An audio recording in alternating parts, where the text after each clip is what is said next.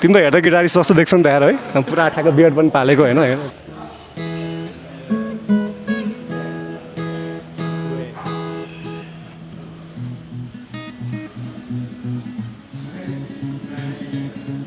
नेपालको गिटार बजाउने मान्छेको नाम थाहा छ तिमीलाई Of course,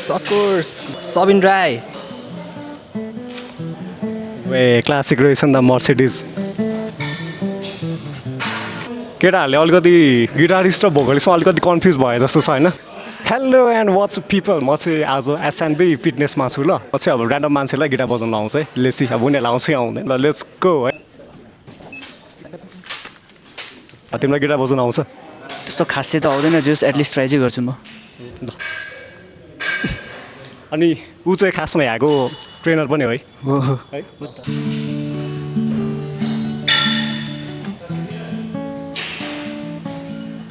जिममा अब दायाँ बायाँ अरू कुरा दिन मिल्दैन होइन चक्लेट दियो भने फेरि यहाँको दाइहरूले मलाई भित्र छिनै नदेला भोलिदेखि होइन सो मैले चाहिँ प्रोटिन सेक दिँदैछु ल भाइलाई उसले खतरा बजाएको छ ल हेलो हेलो नेपालको 3वटा ब्यान्डको नाम भन्नु पऱ्यो तपाईँले ब्यान्ड अँ नेपथ्य भयो एउटा द एज ब्यान्ड भयो एउटा अनि त्यसपछि केटाहरू नेक्स्ट भिडियोमा तपाईँले बजाउनु पर्छ ए हुन्छ साँच्ची हो ल ह्याप्पी बर्थडे भयो नि बजाउँछु म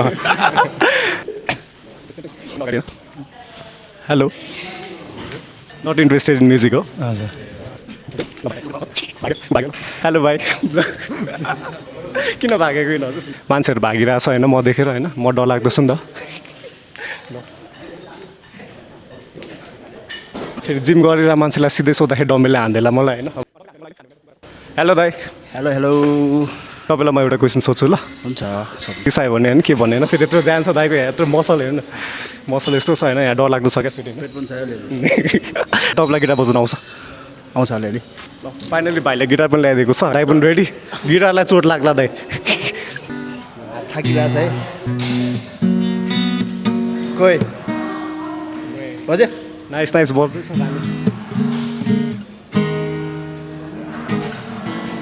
बल्ल बल्ल बिर्सेँ मैले दाइ अलि नर्भस हुनुभयो यस्तो छ नर्भस नहुनु न म छु यहाँ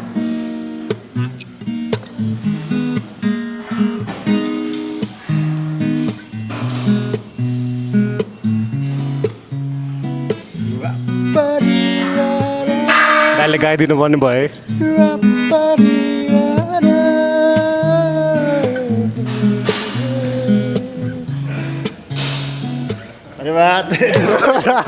सुनिराख्न मन लागिरहेको ल खतरा बजाउनु हुँदो रहेछ यो चाहिँ तपाईँलाई सानो प्रोटिन बार हो ल